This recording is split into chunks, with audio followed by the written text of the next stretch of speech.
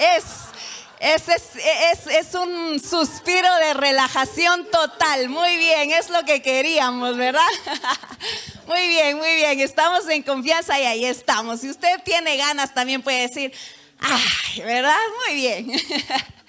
Bueno, pues voy a empezar con una historia y yo quiero por favor que me preste toda su atención, su imaginación, para que vaya usted haciendo imágenes de mi relato.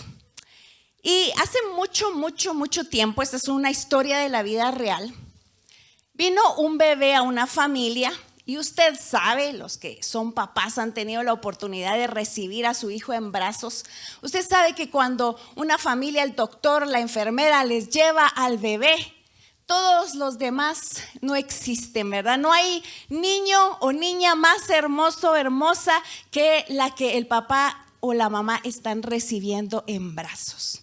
Y sabe que este fue el caso de esta familia que le cuento. Recibió a su bebé y cuando lo vieron dijeron, este bebé es tan hermoso, se ve tan fuerte que seguramente es un guerrero, es un vencedor.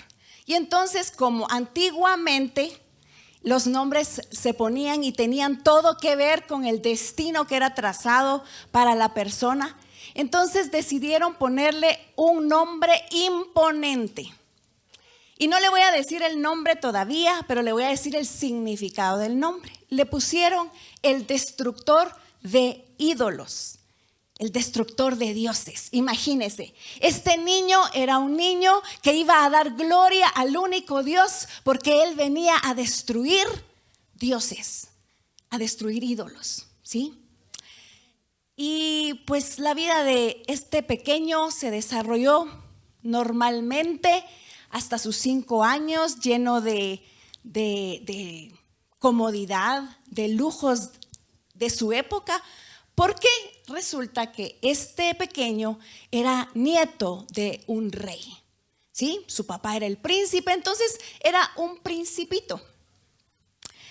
Y pues ya se imagina usted, ¿verdad? Rodeado de personas que le servían, que le ayudaban a comer, a jugar, lo educaban, lo cuidaban. Pero de repente la nación entra en guerra. Tenían enemigos y entra en guerra y el rey, el abuelo de este principito, dispone a ir a la guerra, llevar a un ejército, llevarse a sus hijos y se van. Pero resulta que el enemigo estaba muy fuerte y empezó a ganar y empezó a ganar. Y el papá de este principito, cuando vio que el enemigo estaba avanzando, decidió hacer una retirada y le dijo al ejército, vámonos, pero el ejército los alcanzó y los mató. Cuando el rey se enteró que estaban perdiendo, tomó una decisión y se suicidó. A estas alturas de la historia yo creo que usted sabe de quién estamos hablando. Esta historia la encontramos en el libro de Segunda de Samuel en capítulo 4. Y el verso 4 nos relata la historia de este destructor de ídolos que más adelante conoceremos como Mefiboset.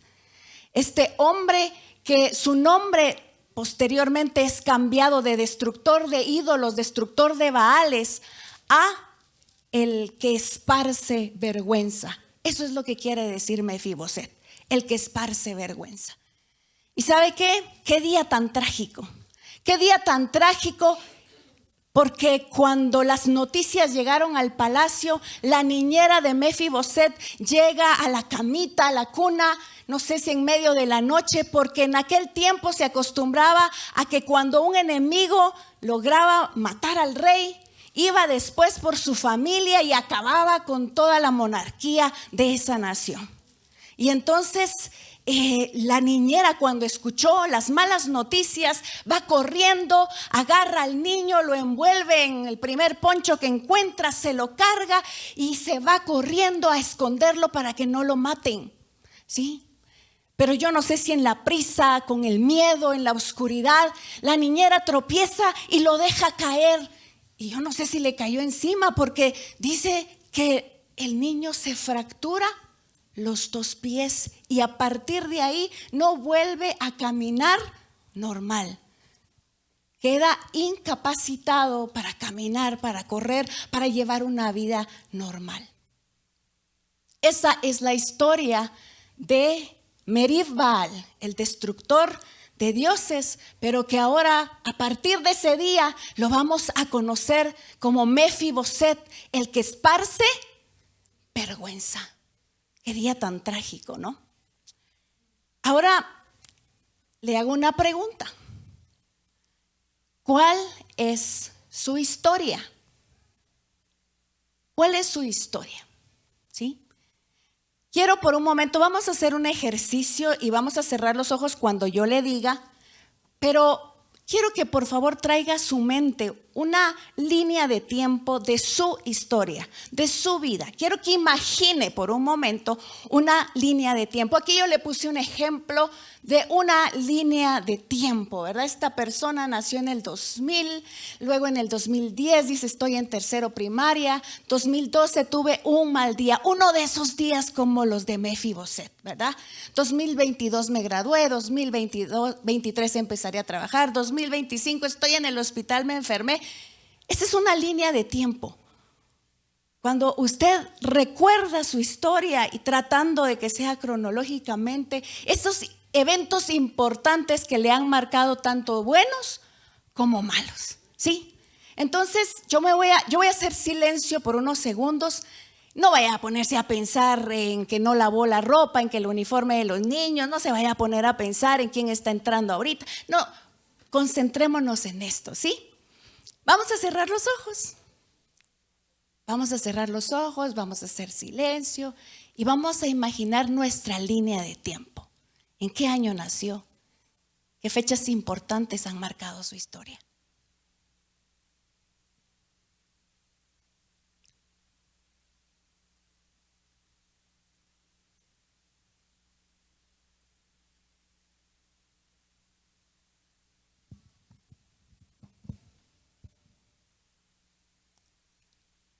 Puede ver ahí, puede verse a usted de pequeño, puede verse a usted de adolescente.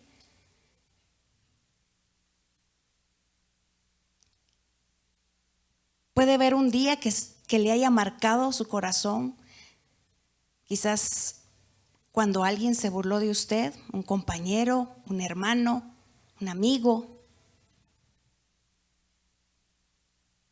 ¿Cuándo fue el día que le rechazaron?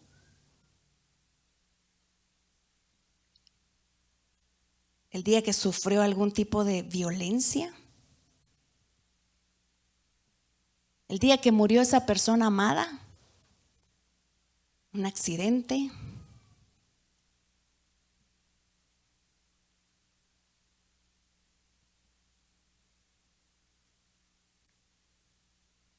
Ahora abra sus ojos.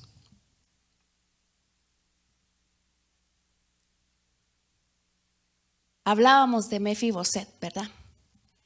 Este niño que en un día le cambió la vida entera. De tenerlo todo, pasó a no tener nada. ¿Sí? Fue un momento trágico, un día de esos que uno no quiere en su historia.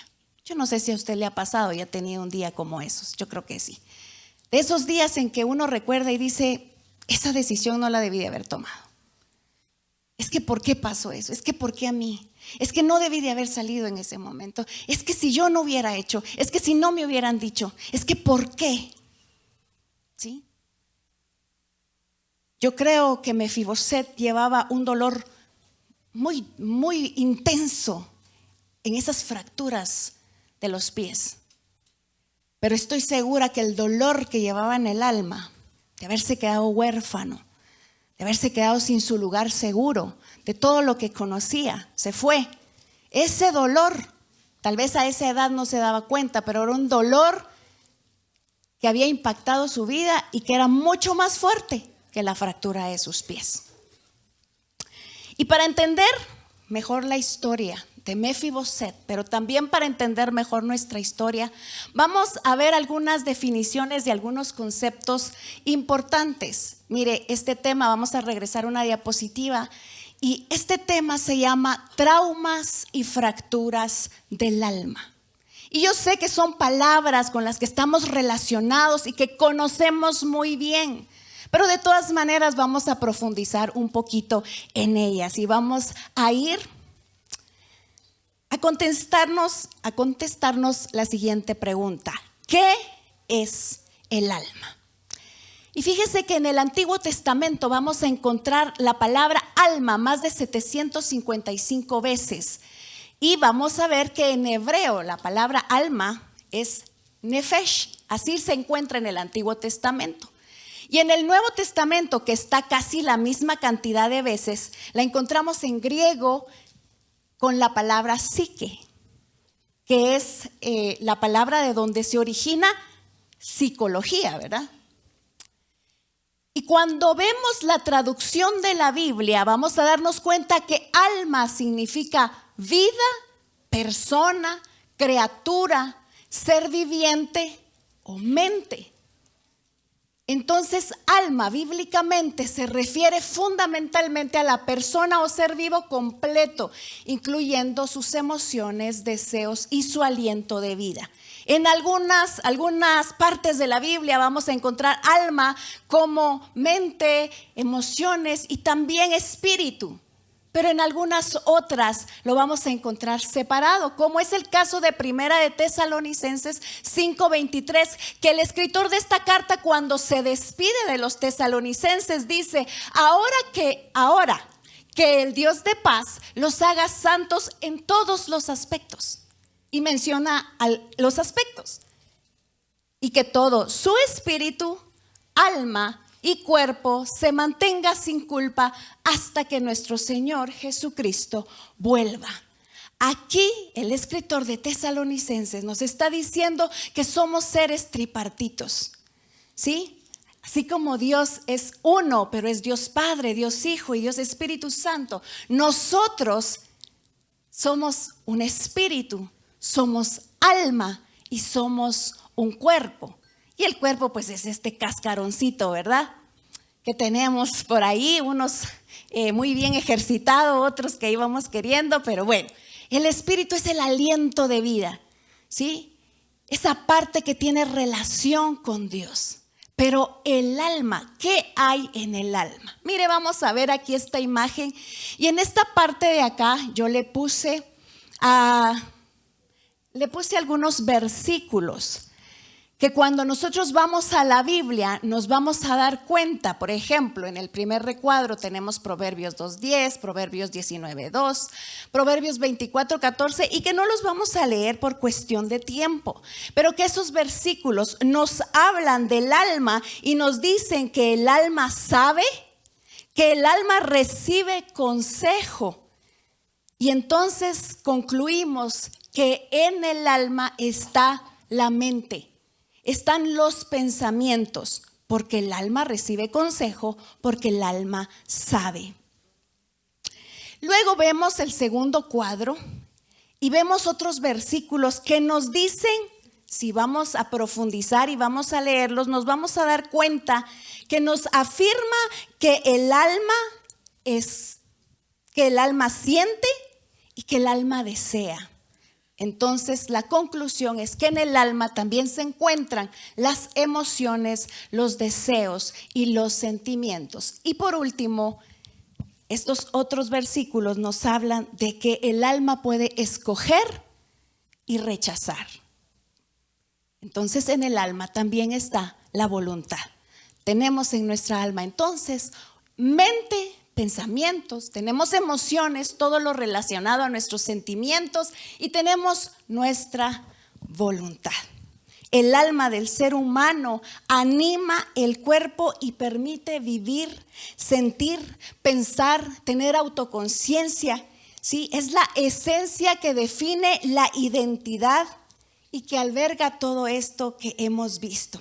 Y por lo tanto es vital para la toma de decisiones a lo largo de nuestra existencia. Y sabe que por eso es importante que tengamos un alma sana. ¿Por qué? Porque si mis pensamientos están corrompidos, mis decisiones van a ser equivocadas. Porque si mis sentimientos están dañados, mis decisiones seguramente van a ser equivocadas. ¿sí? No voy a tener dominio propio, mi voluntad va a ir y venir sin ningún control. Ahora vamos a ver la siguiente definición. ¿Qué es una fractura? Todos conocemos, sabemos que es una fractura.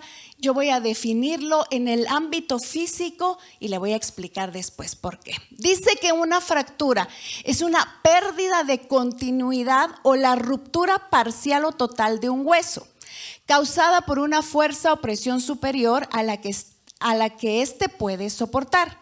Se manifiesta con dolor intenso, deformidad, hinchazón y dificultad para mover la zona, siendo tratada comúnmente con inmovilización o cirugía.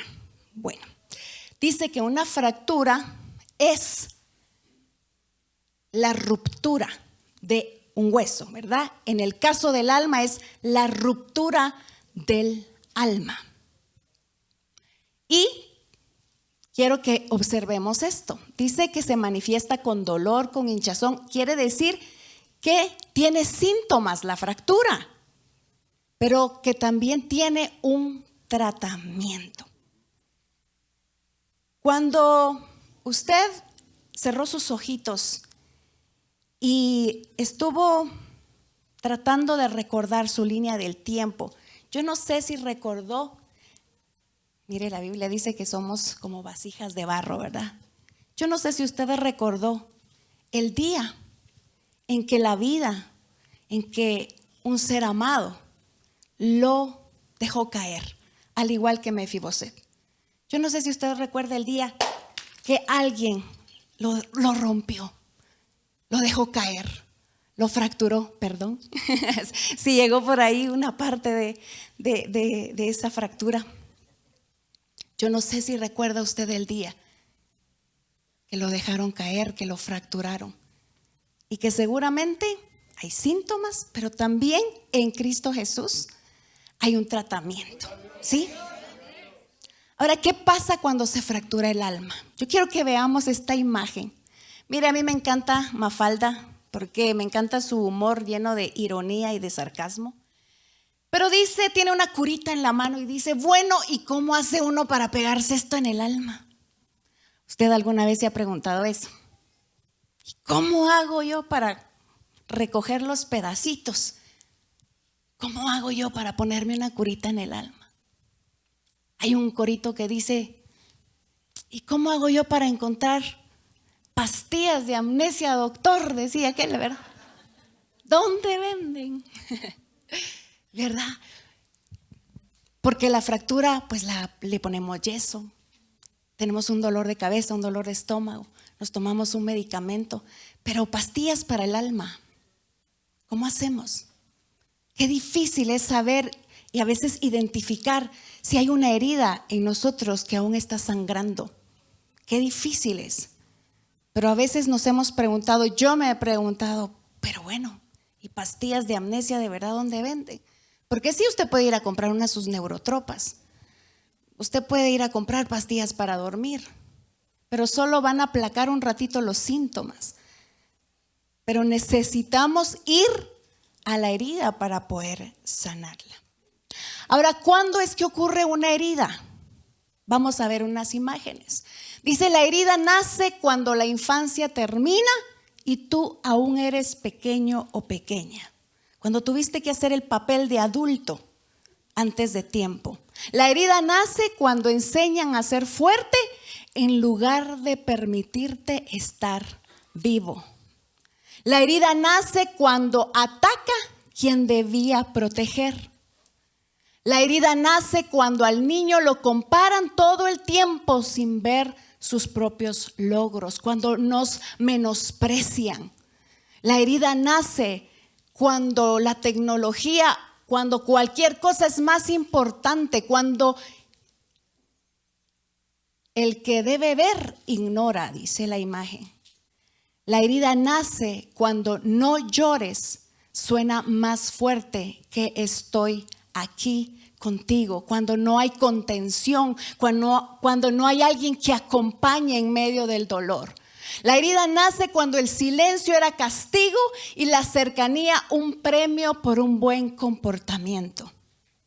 La herida nace cuando la mirada que debía amar juzga. Y así podemos seguir con muchos más ejemplos.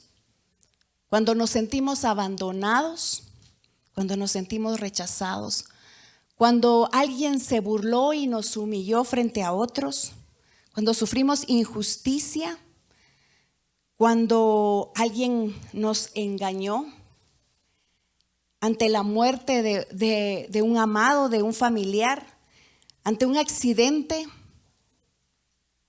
algo que nos sucedió físicamente, un abuso físico, abuso emocional o abuso sexual.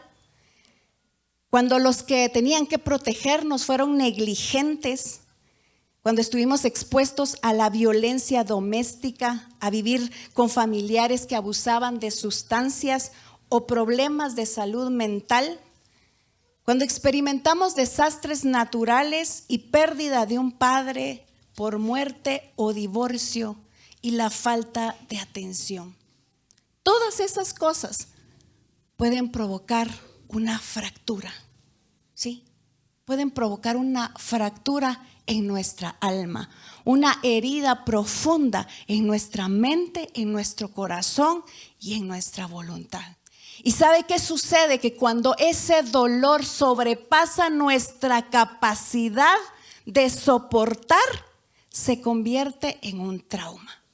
Y vamos a ver qué es un trauma. Dice que es una respuesta emocional y física profunda ante eventos angustiantes que supera la capacidad de afrontamiento de una persona, alterando su seguridad y bienestar.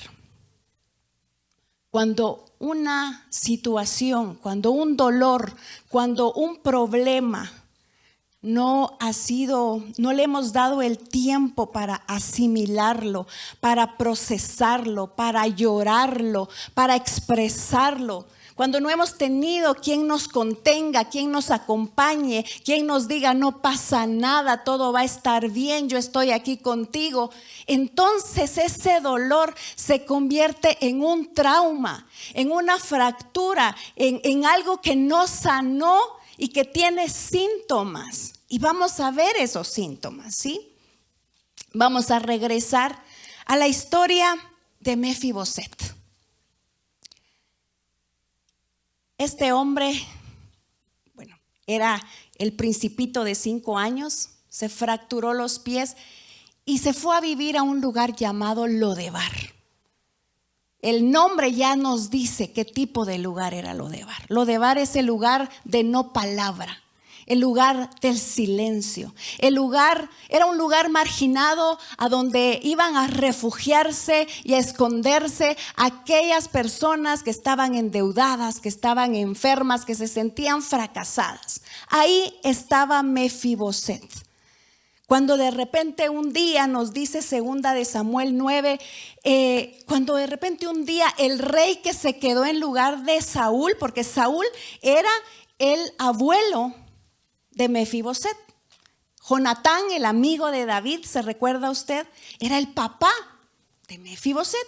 Y entonces el rey David estaba un día paseándose en el palacio y de pronto se recuerda y dice: ¿será que hay alguien de la casa de Saúl todavía? ¿Será que hay alguien que sobrevivió a esa matanza y que yo pueda hacerle misericordia? Y mandó a traer a Siba, un sirviente del palacio, y le dijo: ¿tú sabes si hay alguien de la casa de Saúl? Y le dijo: sí, está un hijo de Jonatán que se llama Mefiboset allá en Lodebar. Y lo mandó a traer.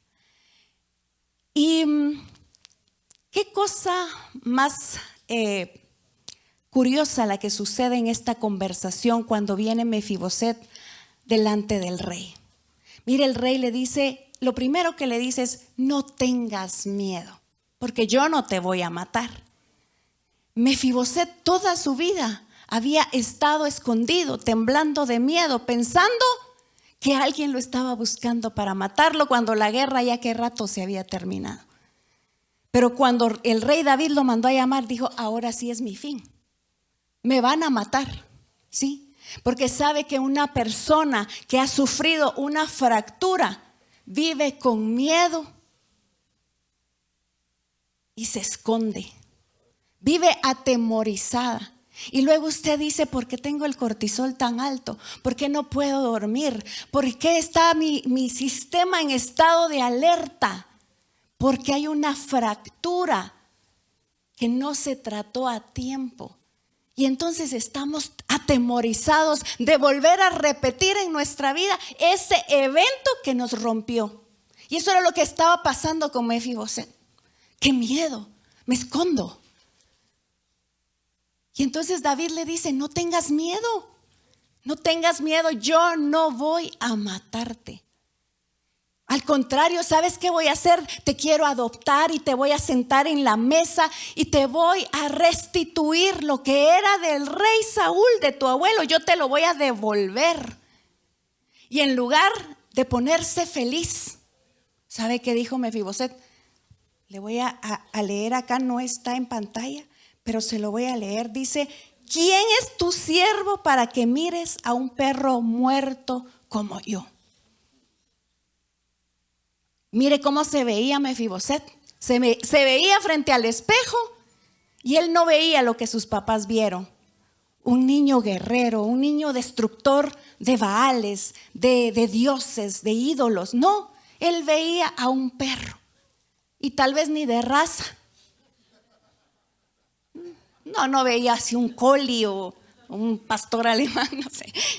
Un perro muerto, ya ni servía para cuidar. Sí, un perro muerto. Y no era de esa moda famosa que está ahorita, ¿verdad? ¿Cómo es? Los Terriers. No. Pero se veía así. Pero si yo no sirvo para nada, ¿cómo me vas a dar eso? Soy un perro muerto. ¿Por qué cuando hay fracturas en el alma, nuestra identidad se ve afectada? Nuestra autoestima. ¿Y sabe qué? Es curioso porque esto no era solo cosa de Mefiboset. Cuando nosotros vamos a escarbar sus generaciones, nos vamos a dar cuenta que el rey Saúl también tenía una autoestima muy mala.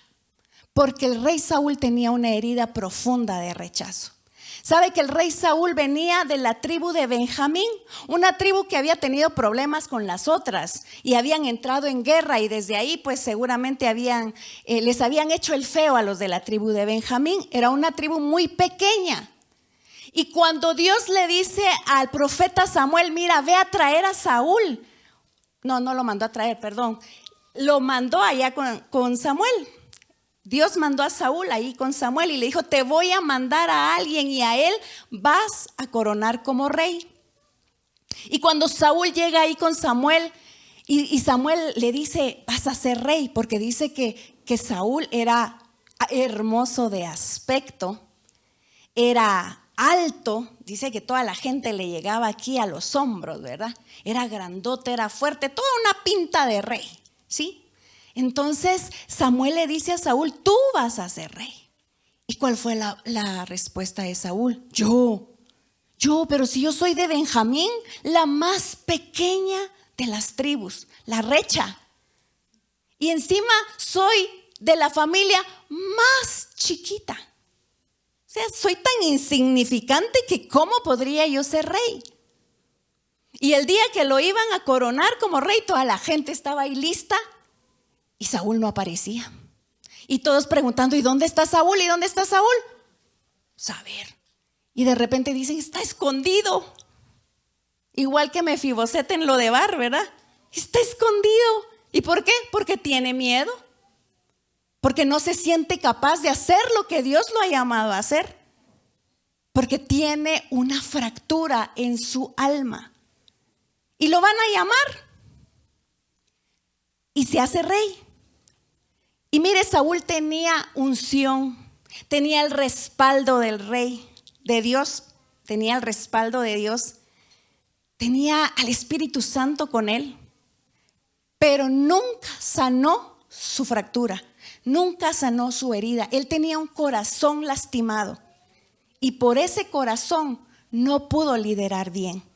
Se dedicó a desobedecer a Dios, a pretender hacer las cosas que le correspondían al profeta, no al rey. Y gran parte de su vida y de sus recursos y los recursos de la nación se dedicó a perseguir a David por celos, por envidia, porque eso es lo que pasa cuando un corazón está fracturado. Porque entonces no veo lo que el Señor me mandó a hacer, sino que ando viendo ahí quién es mejor que yo, con comparaciones, con celos, con envidia. Y eso es lo que el rey Saúl se dedicó a hacer, a perseguir a David, hasta tomar la última mala decisión de su vida, que fue suicidarse. Y luego el patrón se repite en Mefiboset. Mefiboset, con un corazón fracturado, con un corazón herido, se ve a sí mismo y se ve como un perro. ¿Sabe qué? Vamos a ver en la siguiente diapositiva, por favor.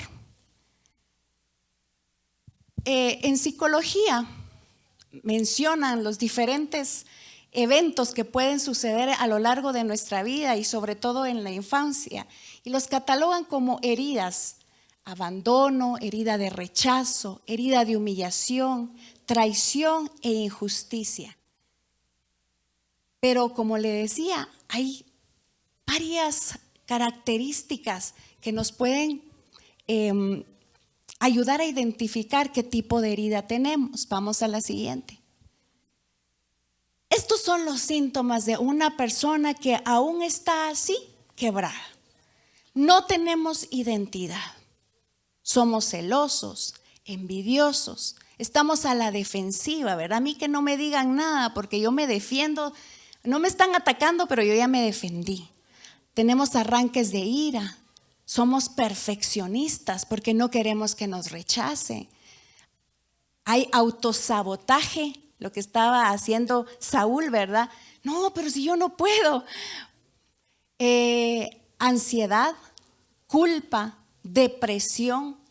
Hay personas que se pueden volver solitarias y otras que se pueden volver demasiado dependientes de los demás. Rigidez de pensamiento es que quien se opone con la persona. Intentan llamar la atención por todos los medios, enfermedades, no sé.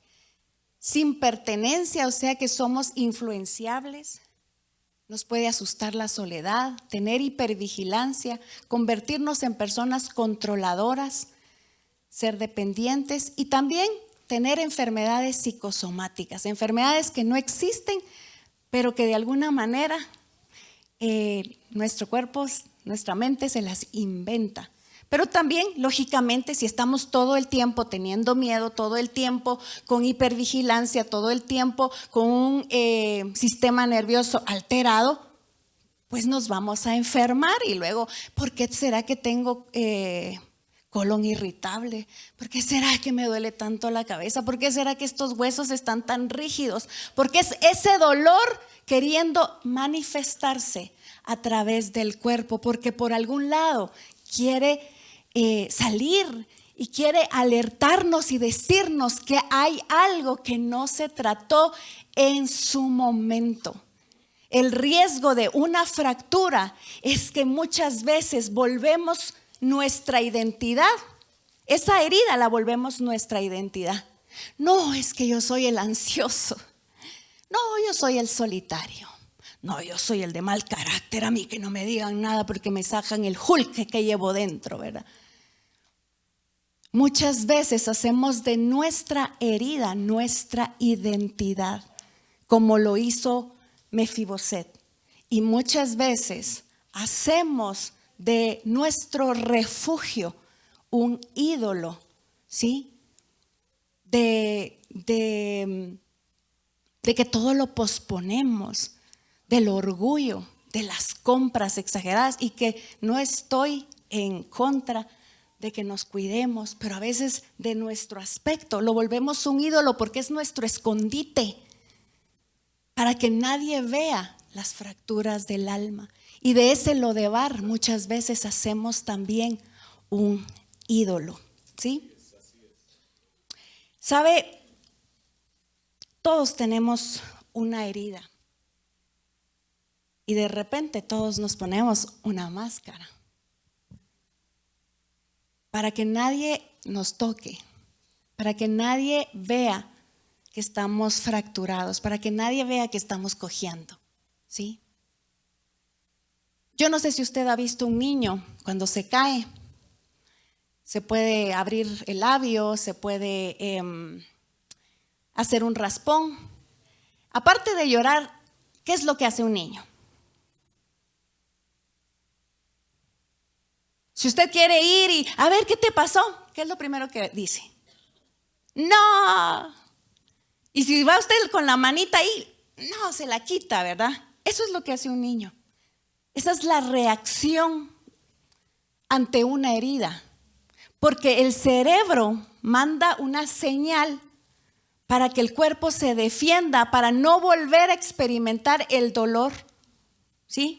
Entonces el niño lo que quiere es no volver a sentir ese dolor y sabe que si lo tocan, lo va a volver a sentir. Sí, es nuestro mecanismo de defensa y muchas veces lo hacemos de manera inconsciente. ¿Me van a tocar la herida? No. ¿Sí? Mi hija cuando estaba chiquitita yo le iba a sanar el raspón. Decía, ¿y eso me va a arder? Porque es nuestro mecanismo de defensa. Nos defendemos. No quiero volver a experimentar el dolor. Pero para sanar necesitamos a veces la incomodidad de tocar nuevamente la herida, que vuelva a doler y quizás a veces mucho más de lo que dolió la primera vez, pero es necesario para que sane. ¿Sí? Es necesario que haya una intervención. Si es una fractura, lógicamente tiene que haber un médico que nos ayude. Y en las heridas del alma, en las fracturas del alma también es así. Pero a veces decimos, no quiero recordar eso. No quiero pensar en eso. No, eso ya pasó, ya lo superé. No, yo ya perdoné, ya estuvo. ¿Sí? Y no queremos volver a pasar por ahí porque, me va a doler y no quiero que duela.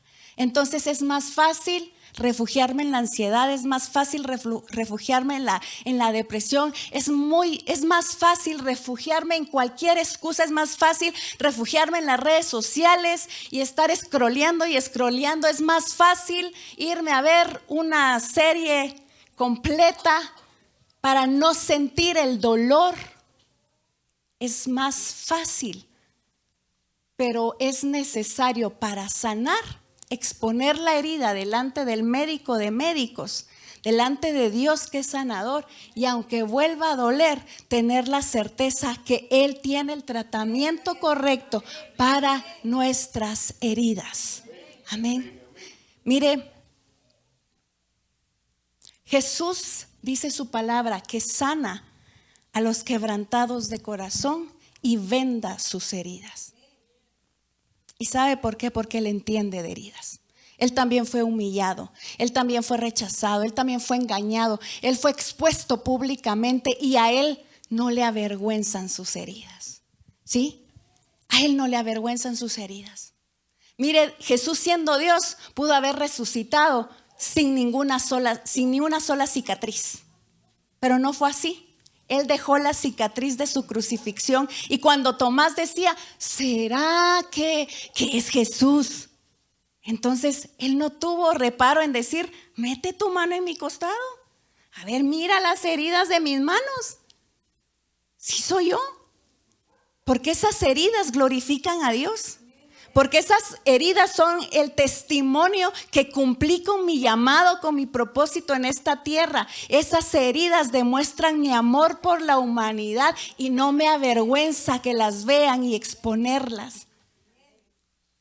A nosotros no nos debe dar vergüenza exponer nuestras heridas, no delante de cualquier persona, pero no nos debe dar vergüenza exponer nuestras heridas delante de Dios. Porque Él ya las conoce, solo que a veces nosotros queremos ocultarlas. Pero para sanarlas necesitamos volver a atravesar el camino a veces del dolor para dejar que el Señor restaure nuestro corazón y nos dé uno nuevo. Mire, mi querido amigo, mi querido hermano,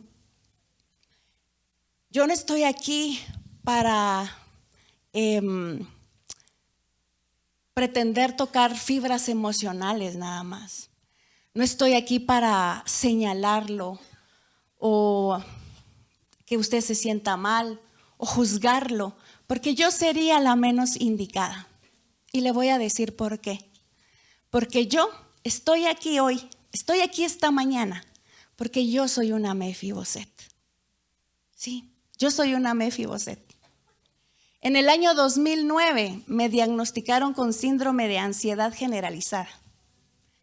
El año 2010 fue uno de los años más horribles de mi vida, emocionalmente hablando, porque me pasé muchos meses viéndome limitada en mis actividades porque constantemente tenía ataques de pánico. Pero un día el Rey Jesús me llamó y me sentó a su mesa y puso una mesa delante de mí en presencia de mis angustiadores, como dice la palabra. Y ahí en esa mesa hay muchos recursos para poder sanar el corazón. Y voy a contarles solo de uno, porque no me puedo extender más. Pero conocí a una persona, una mujer que pastorea una iglesia, pero no la conocí por su ministerio, sino que la conocí por su profesión, que también es un gran ministerio. Es una psicóloga que a la luz de la palabra de Dios me permitió volver a caminar por mi línea de tiempo, volver a recordar los momentos en que mi alma se fracturó, pero ahora verlos desde la perspectiva divina y poder sentirme acompañada y contenida por el Espíritu Santo. Y muchos pedacitos de ese corazón volvieron a unirse, empezaron a sanar. Pero le voy a decir algo, tal vez usted no se haya dado cuenta o tal vez sí, pero yo todavía cojeo. Hay veces en que todavía cojeo. Y le digo a Dios, Señor, pero es que esto no me deja avanzar, es que yo quiero estar allá, pero estoy aquí porque esto no me deja avanzar. Igual que Mefiboset. Mefiboset a veces veía a los otros niños correr y decía, es que correr duele, es que jugar duele, es que caminar duele. Y no era que correr doliera, era la herida la que le estaba doliendo. Correr no duele. Si yo estoy sana, correr no duele. Y a veces nosotros decimos, ay, es que amar duele. Ay, es que tener amigos duele. La gente es mala, usted. ¿Sí? Ay, es que emprender, ay, no, eso qué miedo. No, no es eso. Es la herida. Es la herida la que nos hace tomar malas decisiones y tener malas relaciones y tener miedo a tantas cosas. Y sabe que yo a veces cojeo. Y le digo a Dios, es que esto no me deja avanzar. Y cuando estoy cojeando, una y otra vez el Señor ha venido a mi vida a decirme, bástate mi gracia, porque mi poder se perfecciona en la debilidad. Amén. Así que vuelvo a preguntar, ¿cuál es su historia? ¿Cuál fue el momento en que la vida lo dejó caer? ¿Cuál es su herida? Porque muchas veces nos relacionamos incluso con Dios a través de esa herida. Y el Señor lo ha traído acá porque Él quiere acompañarlo en el proceso de sanidad. Hoy el Señor está poniendo una mesa a su disposición porque usted es un hijo amado, usted es un príncipe. Su identidad no se la da su herida, su identidad se la da Dios. Y Dios está poniendo y sirviendo una mesa para que usted tome los recursos que vienen de Él para su sanidad. Porque ¿sabe qué? Esta mañana el Rey lo mandó a llamar de Lodebar. Amén. Póngase de pie, por favor. Póngase de pie y vamos a hablar con el Rey. Amén, me acompaña a hablar con el Rey. Señor Jesús, Rey de reyes y Señor de señores. Aquí estoy. He venido de Lodebar. Porque han pasado años. Y he venido cargando una herida, una fractura que me ha hecho tomar malas decisiones, que me ha hecho sentir temor, que me ha hecho verme como tú no me ves a mí. Pero aquí estoy, Señor, y quiero exponer mi herida delante de ti, no delante del hombre, delante de ti. Pero tú usas a hombres y mujeres también, Señor, como un instrumento para que yo pueda caminar hacia mi sanidad. Y quizás no sea una sanidad de un momento a otro, quizás sí.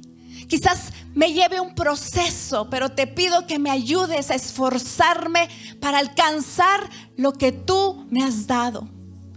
Señor, aquí estoy, expongo mi herida. Tú conoces porque tú estabas ahí en el momento en que la vida me fracturó. Tú estabas ahí, Señor, en el momento en que esa persona en la que yo confiaba me dejó caer y no le importó que mi corazón se partiera en muchos pedazos. Tú estabas ahí, Señor. Tú estabas ahí. Pero quizás yo no me di cuenta y no pude ver. No pude resolver de la manera correcta. Lo hice con los recursos que tenía y está bien, pero ahora vengo delante de ti para que tú obres sanidad en mi corazón. Te entrego esas heridas, te entrego esos síntomas, te los presento delante de ti. Me quito la máscara, me quito la careta. Dejo de esconderme en Lodebar para decirte que te necesito, Señor. Mi corazón y mi alma, mis pensamientos, mi voluntad te necesita y clama por ti. Oh Señor, oh Rey de Reyes, hoy vengo a sentarme a la mesa contigo. Hoy vengo a tomar el lugar que me corresponde como tu hijo, como tu hija amada. Gracias, Jesús. Te alabo y te bendigo. Haz una obra maravillosa en mi corazón este día, Señor. Estoy dispuesto. En el nombre de Jesús. Amén y amén. Aleluya.